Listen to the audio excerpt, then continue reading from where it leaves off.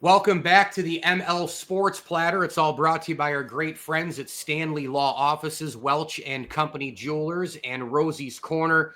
Look at this. I brought in a basketball great, former Westhill star, a Richmond basketball star in his own right. Just a couple of dudes who went to college at the exact same time, by the way, 1998 to 2002. Of course, me at St. Bonaventure and Scott Ungerer at Richmond. And Scott, it is such a delight to have you on to talk about Luke's Army, to talk some hoops and a heck of a lot more. It's really an honor to have you on, man. Hey, it's great to be seen, and always good to have those fringe Generation Xers. What are we? Generation X? Are we millennials? We get to play both sides of this thing. Who knows? I think they're going to rename it for people who could play Nintendo and could like use YouTube. I think together, right? Is that how it goes? Or Nintendo Wii and Switch and I don't know, Sega Genesis, right? We float across generations, Mike. We do it. Yeah, no doubt. So before we get to the basketball, the number one reason why I brought you on is I wanted you to kind of, just lay out the platform, Luke's Army, what it's about. I know you guys have a huge event coming up, the St. Baldrick's at Kitty Hoynes on Sunday, March 30th, which will be coming up at 11 a.m., raising a ton of money. There's links, there's social. I just want to give you the floor in telling your story about Luke. Yeah, I appreciate it, man. And obviously this is something near and dear to my heart. My oldest son, Luke, passed away from brain cancer in 2016, just a few weeks before his 4th birthday. And it was obviously a devastating, brutal time in our lives, and still a challenging thing every single day when we miss him and we wish he was here and a part of our lives. And he is in spirit, but just, you can imagine, hopefully only imagine, just it's been a hard go and a rough go. And we've done our best to try to keep Luke's legacy alive and show some of the positive ripples from his life and extend it, and into what we do each and every day. And I'm incredibly thankful for a lot of my Syracuse friends, some of the best friends in the world, family members who rallied around us during that time when Luke was sick and passed away. And we connected in with an organization, St. Baldrick's, which is actually the largest private fundraiser for pediatric cancer research in the world. And we connected in with them, and our friends Mark Heron, Brian Gem, Chuck Cassidy, all kind of rallied around and started this connection at Kitty Hoynes, which they had been doing this head shave. And we got linked in with David Hoyne and Chow Downey and Sophie Meskos, and started shaving our heads as a way to raise money and raise awareness. And more than anything, honestly, kind of tell the story for Luke and tell his story. And we are coming up on our 9th year. So this is 2021, or 25. This will be Kitty Hoynes' 20th year, and it's going to be their final year hosting the event. So it's been a great run. They've been incredible hosts for it, but we're going to be there this coming Sunday, shaving heads. We're going to be at Limerick early, hanging out, and it's a great opportunity for folks who are local, who are there. If you haven't experienced it, head down to Kitty Hoynes on Sunday. Listen, just observe, and hear some of the stories about these kids, the kids who, like Luke, have passed away, the kids who are still in the fight, and the overwhelming needs that are still there in terms of funding clinical research to drive breakthroughs that ultimately will drive more cures for pediatric cancer. And that's what St. Baldrick's is all about. And that's what we're trying to do. And it's been amazing. Again, I'll say this last thing and be quiet. Our friends and the support that we received from this blue collar community of Syracuse has been overwhelming. We just passed the $1 million mark for funds raised in Luke's honor and his memory for St. Baldrick's. So just an incredible thing. And this is going to fund research from innovative young scientific minds to find the cure. Luke's was a rare, super rare cancer. And you need those people, those thinkers, to break through and find that, to get the chance for that cure. And we're hopeful and confident that this type of donation and this type of funding will lead to that. Well, you and your family are so strong. It's just amazing how strong you guys are. And I came on just, control yourself, man, in this interview. Like, don't lose it, because, you and I talked yesterday about loss. And I how hard it is. So I really, again, tip my cap to you and your family for the strength that you've shown and through this unbelievably difficult time. And it'll never, time is time, but it's never, you're never going to just stop and say, well, we're okay now. I mean, you're never going to be okay. It's just, you're doing the best you can, living with this. What's the one thing that you want people to know about your son, during the short few years that he had? What do you want them to know about Scott? There's kind of a simple message that is built around how we saw Luke during that time that I've shared a few times with folks. And I'm going to tell it in a story, and then I'll give you the message that it's quick. After Luke had a 12.5-hour brain surgery. We were in Indianapolis at the time, and we were back home. We had just gotten back home after the surgery in a few days, and we were on the phone with some physicians trying to figure out what next steps were. And again, this was such a rare form of cancer for a young child like this. We were asking them, well, what are our options? And they're talking about it. And then these brilliant minds looked at us and talked to us on the phone and said, well, what do you want to do? And I just felt that moment of helplessness then, because I'm like, there was no option. There is no protocol. There's nothing for this. And my wife and I were laying in bed the next morning, and I was just so distraught. I was like, what's the point? Why go on? We can't do this. The experts have no idea what to do. Like, this is it. And in walks Luke. He's 3 years old. He just had this huge surgery, just got home. He somehow found a way to get dressed. He's smiling, and he starts to pull at our covers like, get up. Like, it's time. It's time to do the day. And it was at that moment that everything shifted in my mind, because if my 3-year-old son, who's going through this, he's the one going through the pain, he's dealing with it, not me. If he's going to get up, if he's going to do the day, then damn it, I'm going to do it too. And it was like, that was the, just a short experience of what he was and how he showed us. And it was this concept of being positive and being kind and being present. 3 simple B's that, like, everybody's heard. Maybe you've heard them collectively together, but that's how Luke was in those days and in those moments. He lived that way to the end through everything he dealt with. And that's how we're trying to live the rest of our lives on this earth, in his memory and with his legacy. That's incredible. And there's links out there, right? Even for people who can't make the event, you can donate all year. In his memory, there's now I believe, an apparel line with some shirts and things of that nature. So I'm going to share a lot of that stuff out there. But you want to give a couple quick links before we get to the crazy basketball talk here? Yeah, I mean, you go to stbaldricks.org. You can search for Luke's Army, and it will pull up. You'll see his pediatric fund and anything. It's donating at any time, whenever it fits you, and you don't have to be there live. It's whatever that it might be. And again, donating is great, and I think the funds lead to the research that lead to the cures, just as much as the story of all these kids and what they go through, and the families still in the fight as well. So it's a twofold awareness and advocacy and support.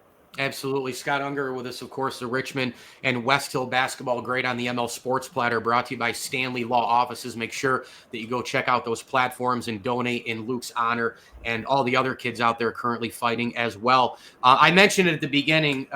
You and I have a very, just an unbelievable kind of connection with the A-10 and going to college at the same time. And I remember watching you play for Richmond. John Beilein, what a time for the A-10 back then, with coaches and John Chaney and Phil Martelli and Jim Barron and John Beilein and Fab Mata, and on it went. Great teams, amazing players, tournament teams. The Riley Center was my home. I know you probably heard a few things from that student section in your day, but you were recruited by Bana and Jim Barron. You eventually go to Richmond. You play for Beilein. I believe you had texted me, you were his first recruit, and then he goes to West Virginia 2 weeks after your last game in NIT quarters, lost to Syracuse. So all of this comes full circle, right?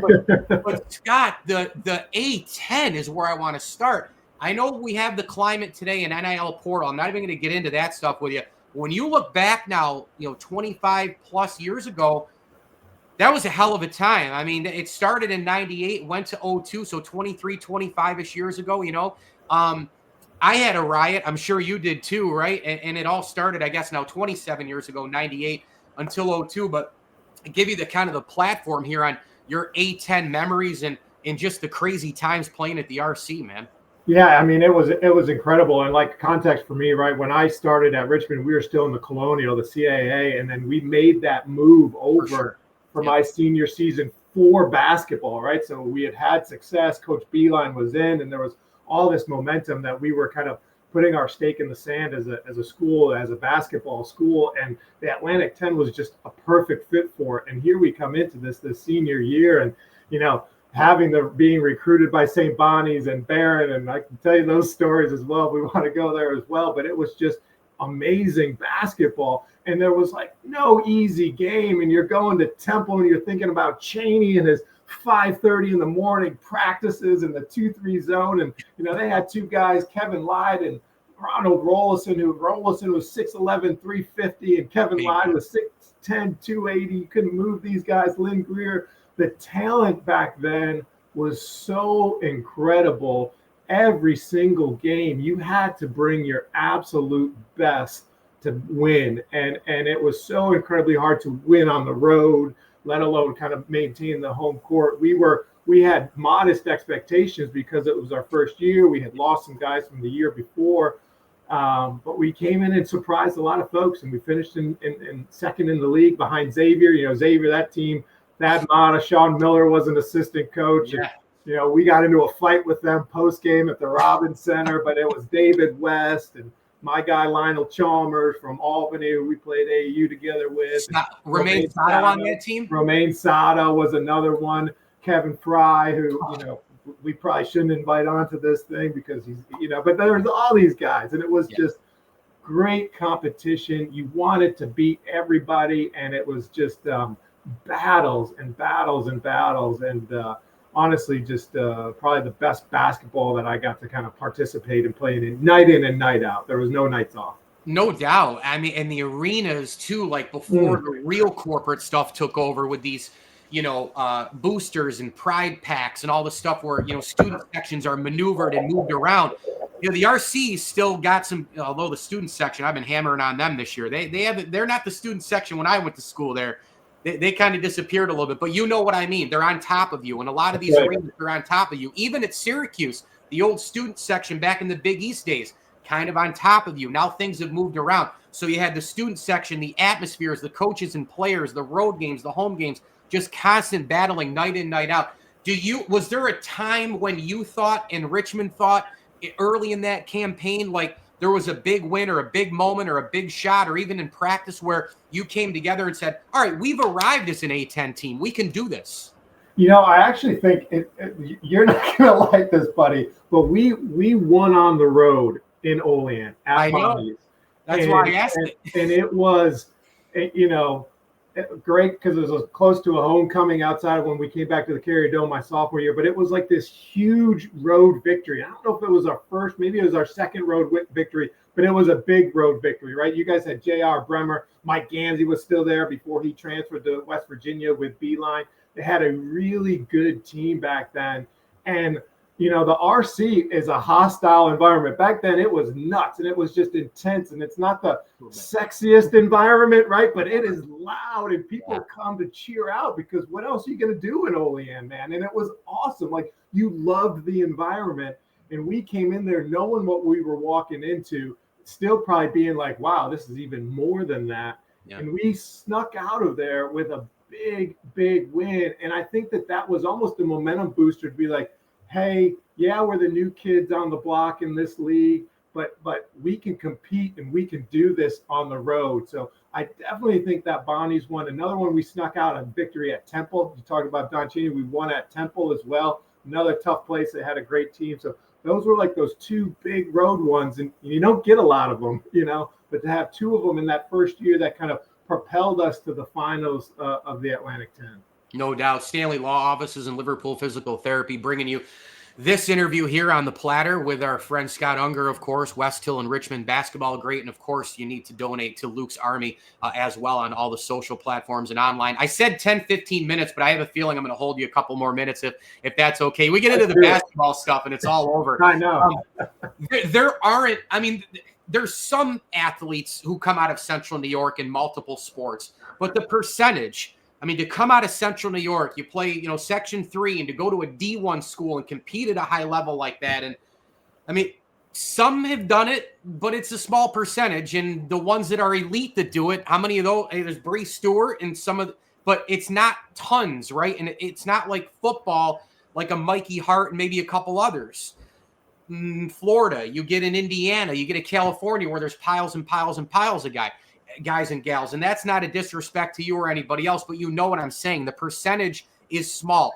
You must, looking back on it, you must feel pretty damn proud to come out of CNY, make it D1, compete at that big time level. And as a follow-up to that, how about those lessons learned at that early peewee camp, high school, that stuff? That's your foundation, Scott. That's your baseline for what did it, right? So go back to that as well, tying that in. Oh yeah, you talked about Coach Beilein. He was at Lemoyne when I was coming through, so I joked with him. I was like, I used to go to your basketball camps when you were there, and so I remember those days and starting to foster. And I was actually just telling this story the other day.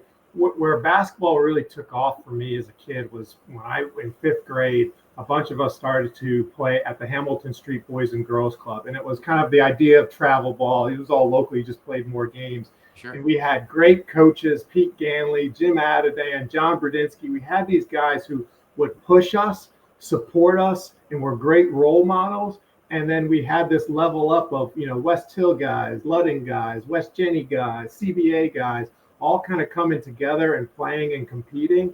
And that's where things just took off for me, where I was like, oh, these guys are good. I want to get better, right? And it's just like you start to build that in. And then you're playing ball with your friends. Then you like them. You want to hang out with them. And so it just became that much easier and easier to keep working at it.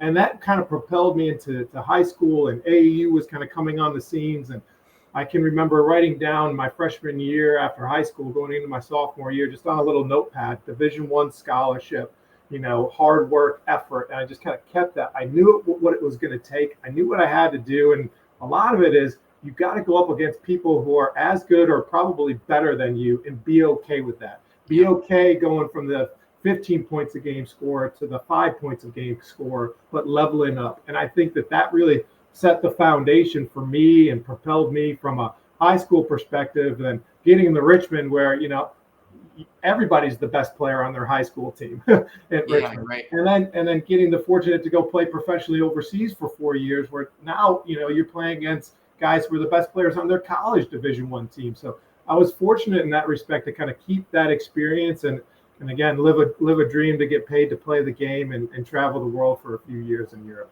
No doubt about it. When you think about the game today, and I don't want to dive into NIL portal because it's so exhausting, but the game today, kind of a two-parter, what excites you the most about the game? It's a lot of people ask, what's changed the most about it? It's basketball, no doubt. There's changes, of course, generations and times, and things evolve, bigger, faster, stronger, and all that. But when you watch the game, and we're in the Sweet 16 moment now as well, what excites you the most about the game? And I'm sure you've been watching the tournament this year.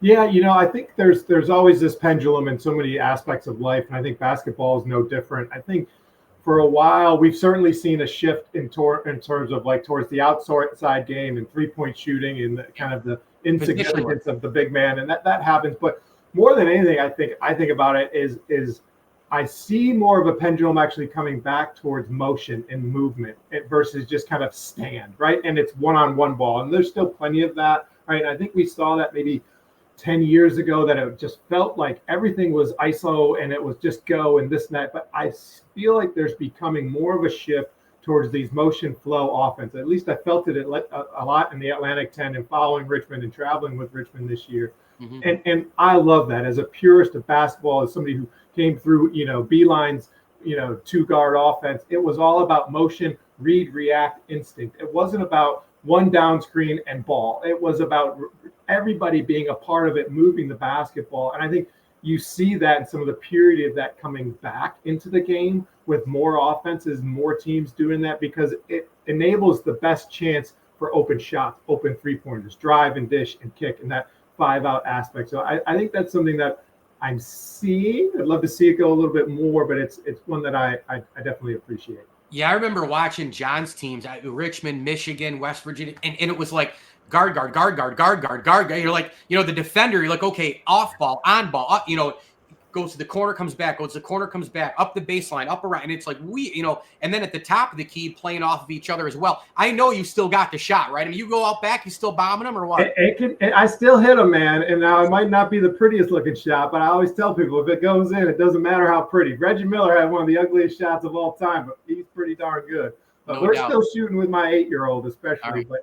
But yeah, it's funny, the evolution to even Beilein, right? When he was this 10, 12 years ago, when he was in the Big Ten, he said to me, I've had to evolve this offense because now it's more pick and roll and ISO a little bit. So it's like you're always changing, constantly changing, and you're trying to figure it out. But I like to see the offenses shifting back to more of that movement because it's funner to watch, and it's probably how the game was originally meant to be played. Final question for you. What do you think Luke would say about his dad today?